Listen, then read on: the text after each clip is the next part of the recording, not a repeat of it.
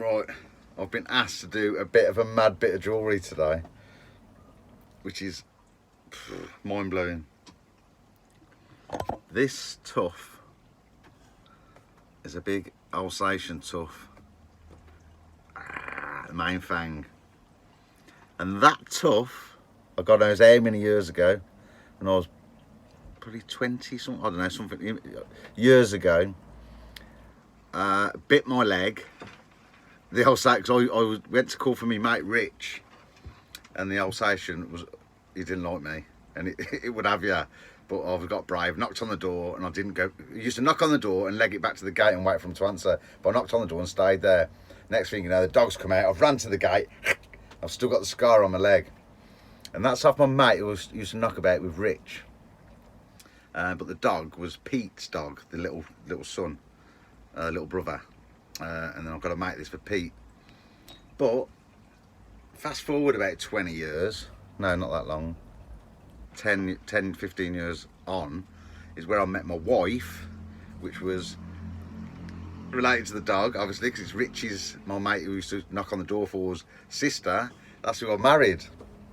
So I've got to make that now. I just think it's got a nice little bit of history behind it, that this tuff bit me, and now from the grave, I've still got to do stuff for this bloody dog.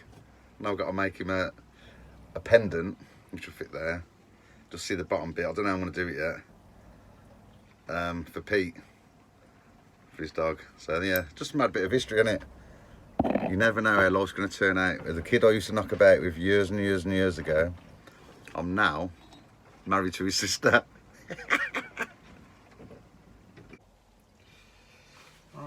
It's quite difficult. I've made some flat silver.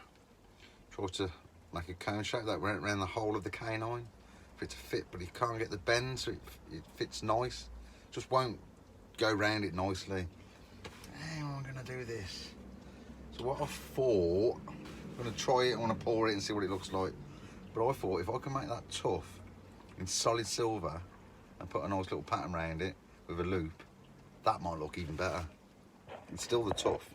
Yeah, I'll show you now.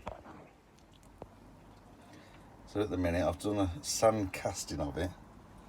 I haven't done the whole of that's the top end of the tuff. The actual tuff is inside. I think it would just be too big as a pendant. It'd be massive.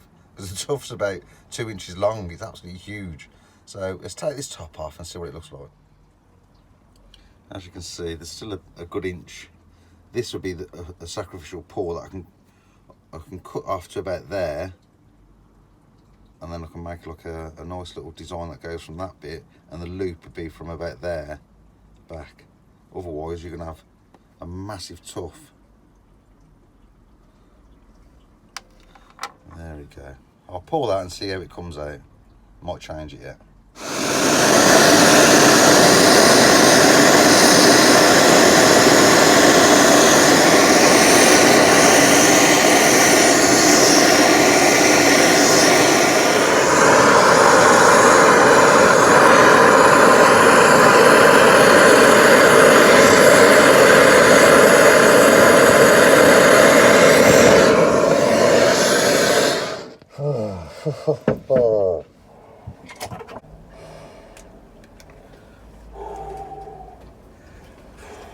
It's sweating.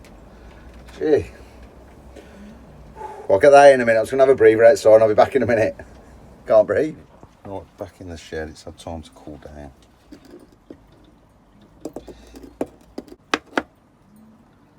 Look at that.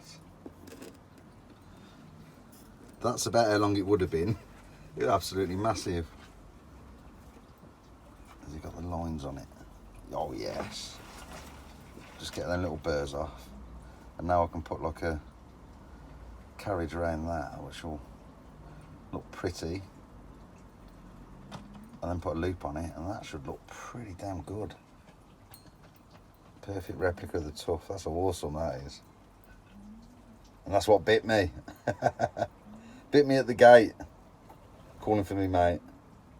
I'm a poet, I didn't even know it.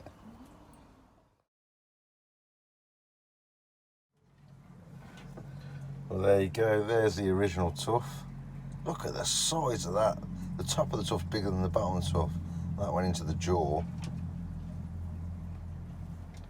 Look at that beauty. Even got that line, the same line, and at the edge there, same line. It's quite absolutely perfect. Chuff with that. There you go, Pete. There's Tassie's tuft for you, mate. I hope it brings you luck.